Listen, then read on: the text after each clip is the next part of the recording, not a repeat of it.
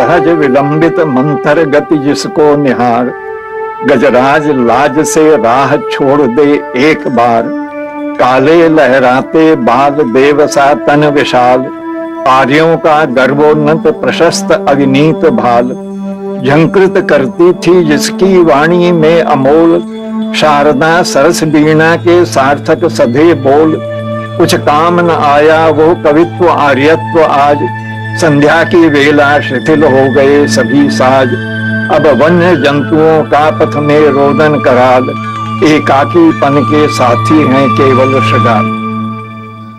सन 43 में निराला जी बहुत गंभीर रूप से बीमार हो गए थे। उन दिनों वो इलाहाबाद में रहते थे। उनकी बीमारी की बात सुनकर मैं आगरे से इलाहाबाद गया था। वो इतने दुबले हो गए थे कि मैं उन्हें पहचान नहीं पाया, और मैंने उनसे पूछा क्या निराला जी यहाँ हैं? तो मुझे इतना बड़ा धक्का लगा कि मैं उसका वर्णन नहीं कर सकता। वहाँ से लौटने के बाद मैंने ये आगरे में कविता लिखी थी।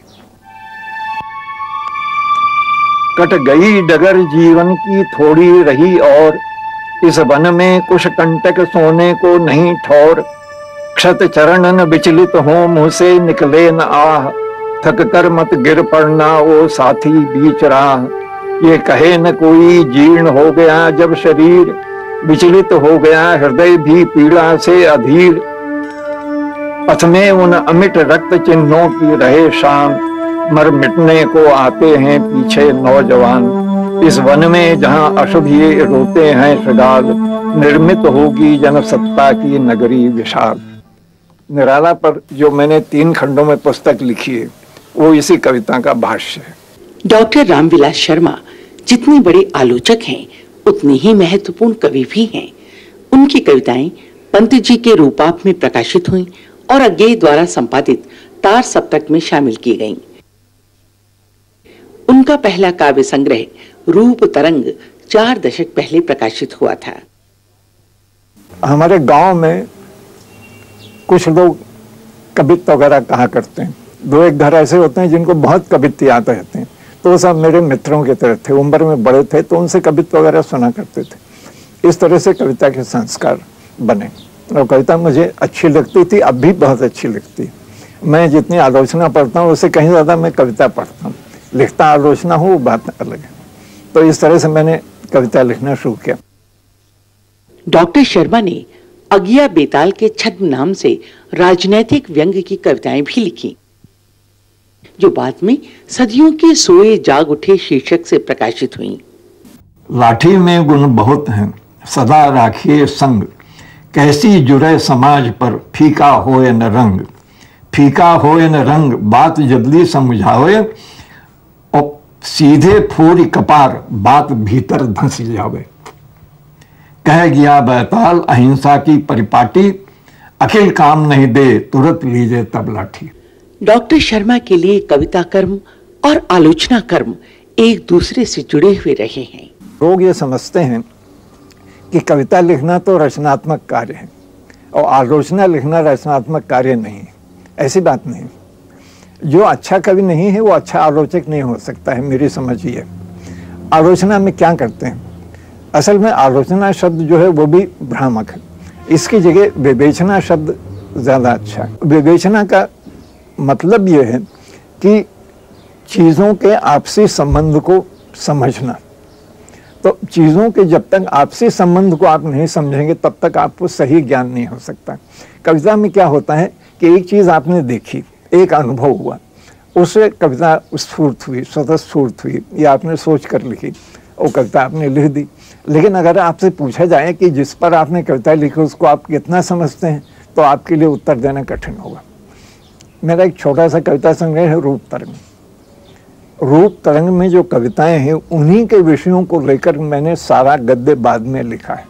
धरती के पुत्र किसान के जीवन और उसकी चेतना से डॉक्टर रामविलास शर्मा के लेखन का गहरा संबंध है। उनका जन्म उत्तर प्रदेश के ऊंच गांव में हुआ था। उसी मिट्टी की गंध उनकी कविताओं में, उनके विचारों में और उनकी आलोचना कर्म में बसी हुई है। धरती के पुत्र की होगी कौन जात, कौन मत, कहो कौन धर्म। धूलि भरा धरती का पुत्र है, जोतता है बोता जो किसान इस धरती को, मिट्टी का पुतला है मिट्टी के चिर संसर्ग में। धरती के पुत्र के कितने ही मत और धर्म और जातियां हैं।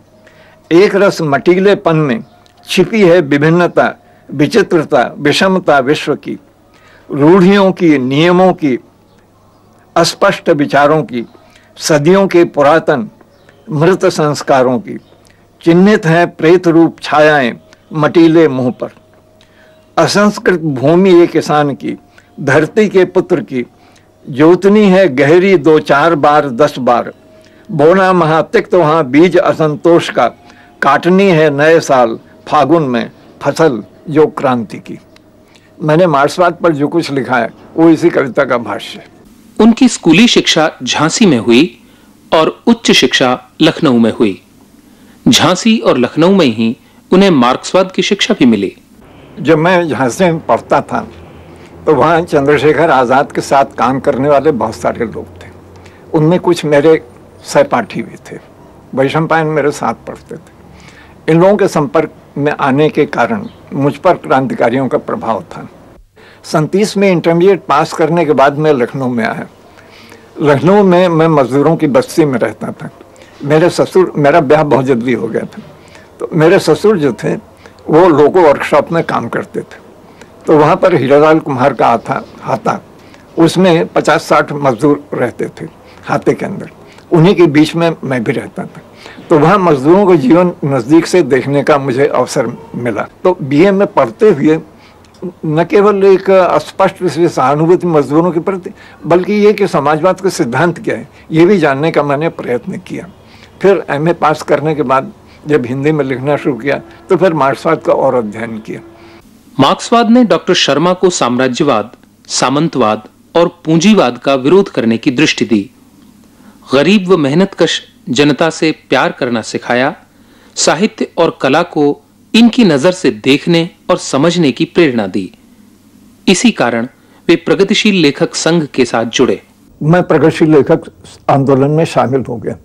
जो उस समय का संयुक्त प्रांत था उसका प्रगतिशील लेखक संघ, मैं उसका मंत्री बन गया था और सन 38 से लेकर 39-40 तक मैं उसमें काम करता रहा। सन 49 में भिवंडी में इसका अखिल भारतीय सम्मेलन हुआ। भिवंडी एक छोटा सा कस्बा है बम्बई के पास। बम्बई में क्यों नहीं हुआ, उसका कारण ये था कि सरकार ने इसको बैन कर दिया था कि बम्बई में प्रगतिशील लेखकों का सम्मेलन नहीं होगा। उस समय हमारी नीति ये थी कि हिंदी उर्दू बुनियादी तौर से एक भाषा है और इसलिए हिंदी लेखकों का सम्मेलन अलग हो, उर्दू लेखकों का सम्मेलन अलग हो, ये बात खत्म होना चाहिए। दो भाषा की जरूरत नहीं, हम लोगों को एक मंच से बोलना चाहिए। डॉक्टर रामविलास शर्मा ने जीवन और साहित्य को अलग अलग करके नहीं देखा। साहित्य के प्रति उनकी इस लगाव और समर्पण का असर उनके घर परिवार पर भी पड़ा। हम सभी के जीवन पर भैया का प्रभाव है और विविध रूप में वो प्रभाव देखने में आता है। व्यावसायिक रूप से लेखक सब लोग ना हो, लेकिन साहित्य से और लेखन से सभी को रुचि है। हमारे यहाँ महिलाएं, युवक और यहाँ तक कि बच्चे बहुत रुचि से कविताएं पढ़ते हैं, कहानियां पढ़ते हैं और इससे अभिहित कि स्वयं भी लिखना चाहते हैं। एक जो योगदान भैया का हम लोगों के परिवार में विशेष रूप से है वो ये कि सिर्फ शरीर ही स्वस्थ न रहे, शरीर तो स्वस्थ रहे ही, विचार स्वस्थ रहें और आपका दृष्टिकोण जीवन के प्रति स्वस्थ हो। आप पराजयवादी या पलायनवादी न हो, वरन जीवन में कुछ करें। हम सबके लिए, हिंदी साहित्य के लिए तो उनकी जो देन है वो महत्वपूर्ण है ही, परिवार के लिए भी उनकी जो देन है वो अमूल्य है। रामविलास जी ने समालोचक नाम की पत्रिका भी निकाली। हिंदी की अकेली परिवार केंद्रित पत्रिका सचेतक निकालने का श्रेय भी डॉक्टर रामविलास शर्मा और उनके साहित्य प्रेमी परिवार को है।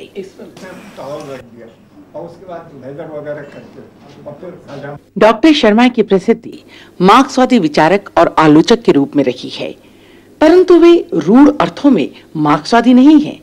उन्होंने मार्क्सवाद की मूलभूत अवधारणाओं पर प्रश्न चिन्ह भी लगाए हैं।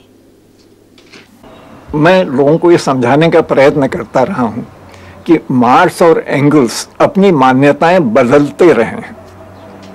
जब मैं पूंजी के दूसरे खंड का अनुवाद कर रहा था तो उसकी भूमिका में एंगल्स का एक वाक्य मुझे बहुत आकर्षित करने लगा और मैंने बहुत लोगों को पढ़कर सुनाया। उसमें एंगल्स ने लिखा है कि मार्क्स कैपिटल को क्यों पूरा नहीं कर पाए, इसलिए कि वो बराबर तथ्य संग्रह करते थे। तथ्य संग्रह करने के बाद वो नए निष्कर्ष निकालते थे, निष्कर्षों को दोहराते थे और इस तरह उनका विचार क्षितिज निरंतर विस्तृत होता जाता था। जो उनका विचार क्षितिज है वो निरंतर विस्तृत होता जाता था। मैं अपने मार्क्सवादी मित्रों से पूछता था, इसकी एक मिसाल दो, कहाँ उनका विचार क्षितिज पहले संकुचित है और कहाँ पहले बाद में विस्तृत हुआ। और मैं कहता था अगर ये बात तुम नहीं जानते तो मार्क्सवाद के विकासमान रूप को तुम नहीं देखते। ज्ञान के प्रति यही विवेकपूर्ण दृष्टि उनके आलोचना कर्म में बराबर व्यक्त हुई है। आलोचक की भूमिका ये होना चाहिए कि जो कृति है उसको तटस्थ होकर समझने का प्रयत्न करे। वो कृति कैसे लिखी गई है, कवि क्या कहना चाहता है, कहाँ तक वो अपनी बात समझा सका है, इस बात को समझने की ताकत उसके अंदर होना चाहिए।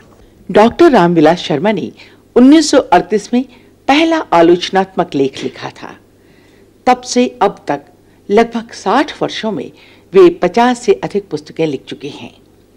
उनका सबसे महत्वपूर्ण योगदान आधुनिक हिंदी साहित्य का मूल्यांकन है। डॉक्टर रामविलास शर्मा हिंदी में रामचंद्र शुक्ल, हजारी प्रसाद द्विवेदी के बाद तीसरे सबसे महत्वपूर्ण आलोचक हैं।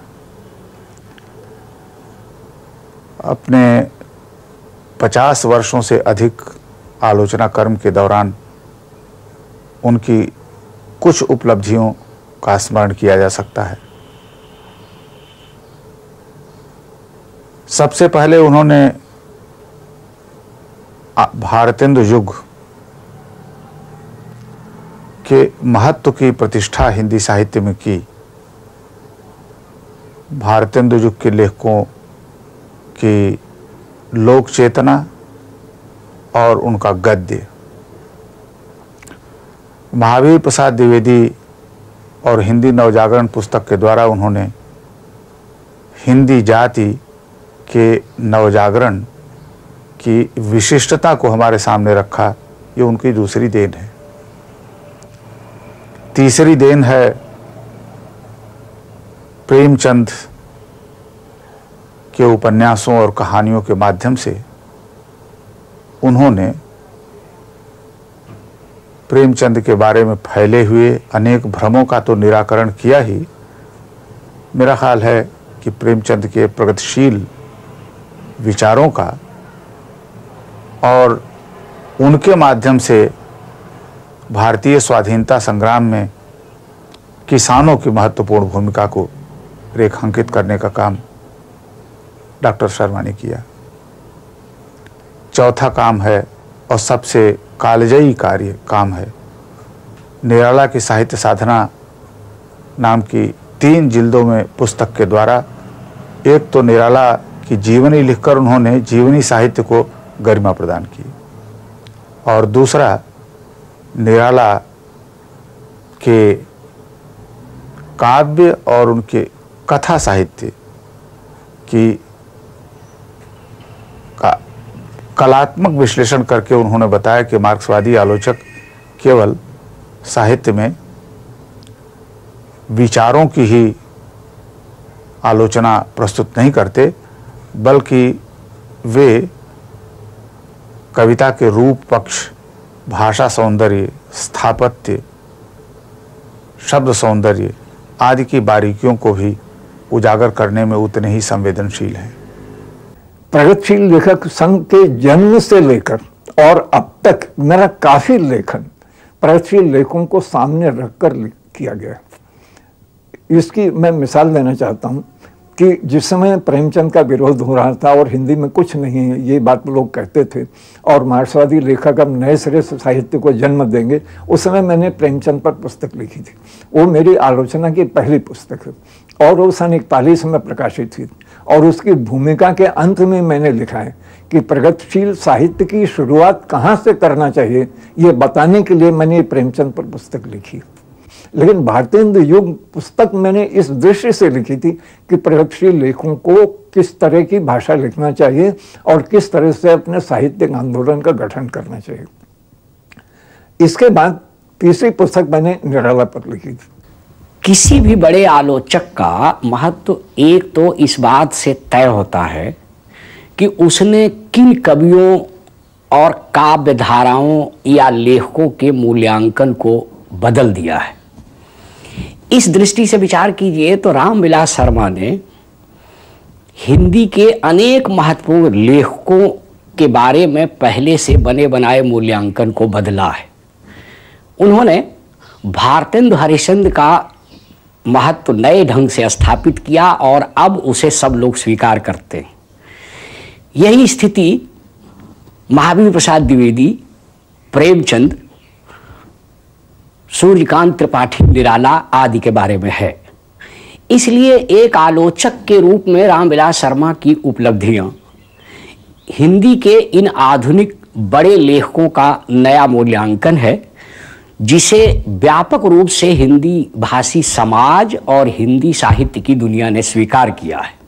रामविलास जी ने आधुनिक हिंदी साहित्य का ही विवेचन प्रस्तुत नहीं किया, वरन साहित्य को देखने की नई दृष्टि भी प्रदान की। मैं एक और बड़ा काम रामविलास शर्मा का महत्वपूर्ण मानता हूं, और वो है हिंदी साहित्य को अखिल भारतीय साहित्य के परिप्रेक्ष्य में रखकर उन्होंने भारतीय साहित्य के इतिहास की समस्याओं पर विचार किया है। और यह भी आचार्य हरिहर प्रसाद द्विवेदी की हिंदी साहित्य की भूमिका के बाद हमारे ऐतिहासिक परिप्रेक्ष्य को व्यापक बनाने वाली एक महत्वपूर्ण कृति है। रामविलास जी की आलोचना का महत्व इसी बात से स्पष्ट है कि बतौर आलोचक के संभवतः और कोई आलोचक सामान्य हिंदी भाषी पाठकों के बीच इतना लोकप्रिय नहीं है। आप देखेंगे कि रामविलास जी के आलोचनात्मक ग्रंथ और निबंध वे लोग भी पढ़ते हैं जिन्हें हिंदी में एमए नहीं करना है या जो साहित्य के औपचारिक रूप से विद्यार्थी नहीं है।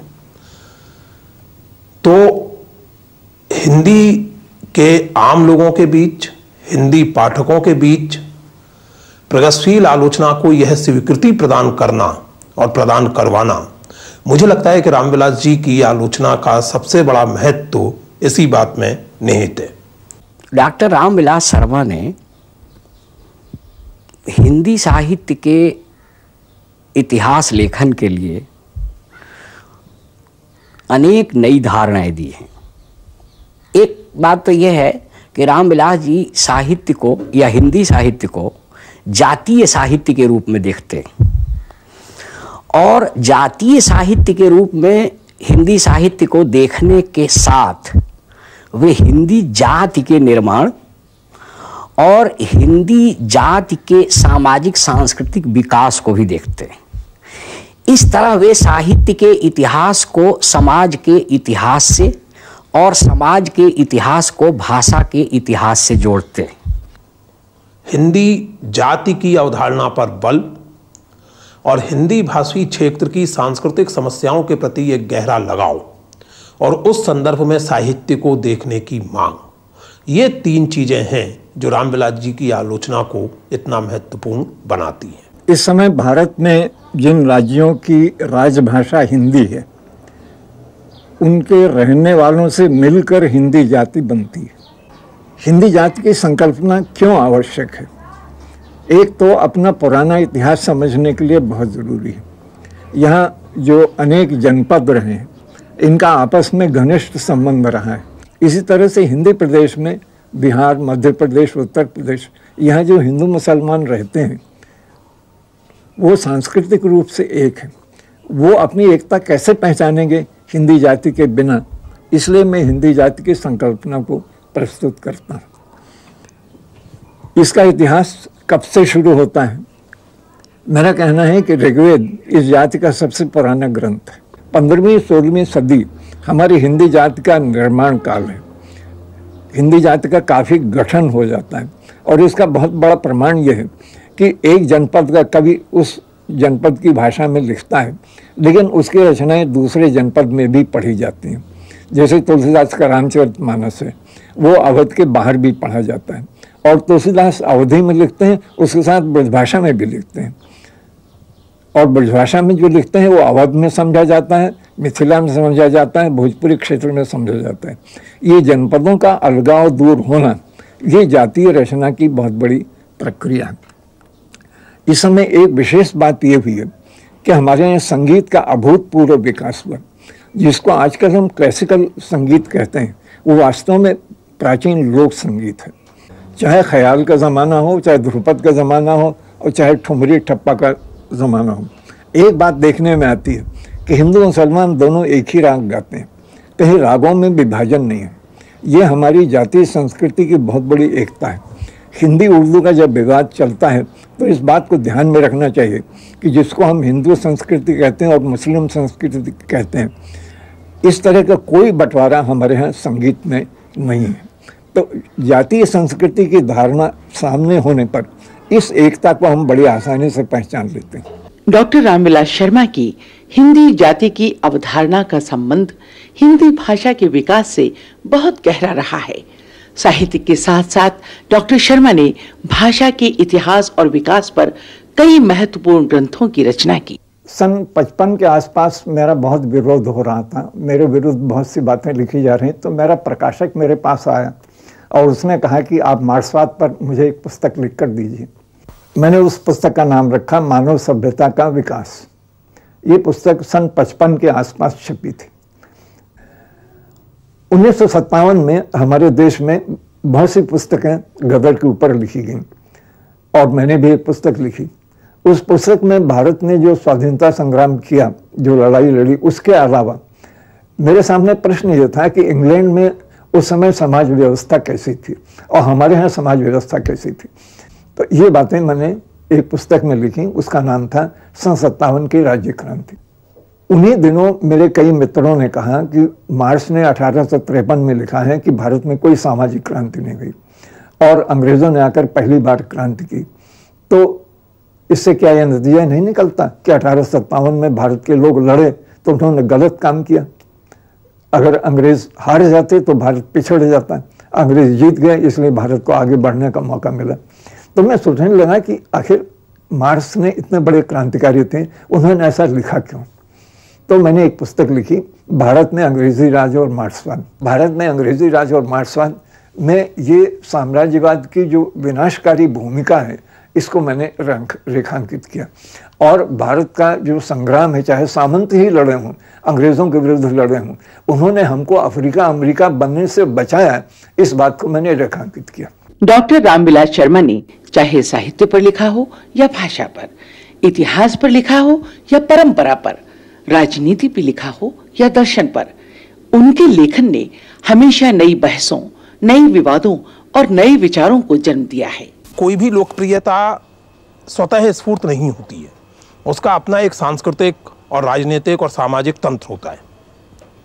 इस क्रम में यदि हम देखें और रामविलास जी के आलोचना कर्म का मूल्यांकन करें तो आप पाएंगे कि रामविलास जी की अत्यंत लोकप्रिय आलोचना वास्तव में हिंदी भाषी शिक्षित मध्य वर्ग की कुछ सांस्कृतिक जरूरतों को पूरा करने के कारण लोकप्रिय है।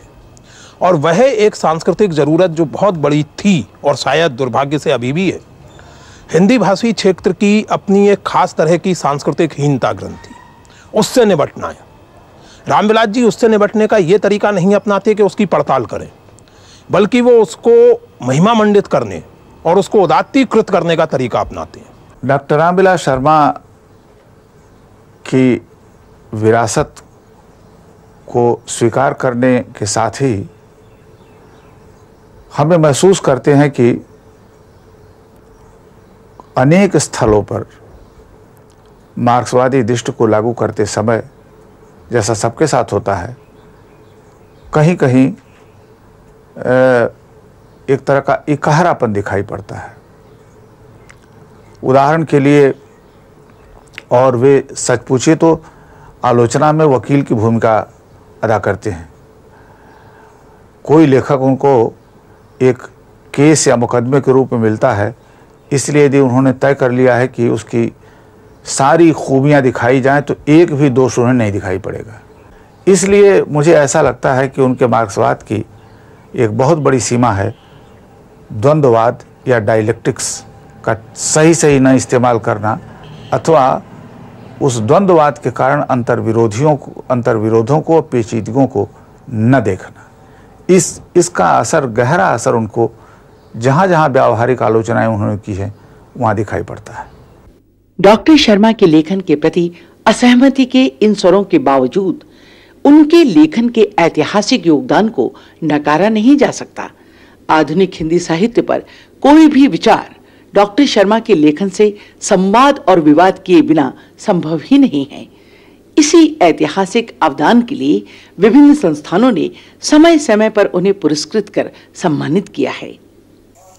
हिंदी जाति के प्रति रामविलास जी का प्रेम और उनका आग्रह केवल एक सैद्धांतिक चीज नहीं है, और यह बात सचमुच मुझे या किसी को भी बहुत गहरे में छूती है कि रामविलास जी हिंदी जाति की सांस्कृतिक दुर्दशा को लेकर गहरे में विचलित होते हैं, जिसका एक बहुत ही प्रत्यक्ष प्रमाण, और ऐसा प्रमाण प्रस्तुत करने का नैतिक बल हम में से कम ही लोगों में होगा।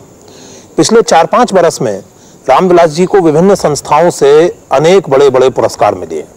हिंदी अकादमी का पुरस्कार मिला, उत्तर प्रदेश सरकार का पुरस्कार मिला, बिरला संस्थान का पुरस्कार मिला, और इनमें से प्रत्येक पुरस्कार की राशि को रामविलास जी ने ये कहकर वापस कर दिया कि इसका उपयोग किसी एक लेखक को लखपति बनाने के लिए नहीं, बल्कि हिंदी क्षेत्र में साक्षरता के प्रसार के लिए किया जाना चाहिए। निस्संगता या बलिदान नहीं है ये, बल्कि ये गहरे सांस्कृतिक दायित्व बोध का सूचक है। डॉक्टर शर्मा अब भी उसी वैचारिक प्रतिबद्धता और जनता के प्रति गहरे लगाव से प्रेरित होकर रचना कर्म में रत हैं। लेखन में उनका यही अडिग विश्वास हिंदी जाति की अमूल्य धाती है।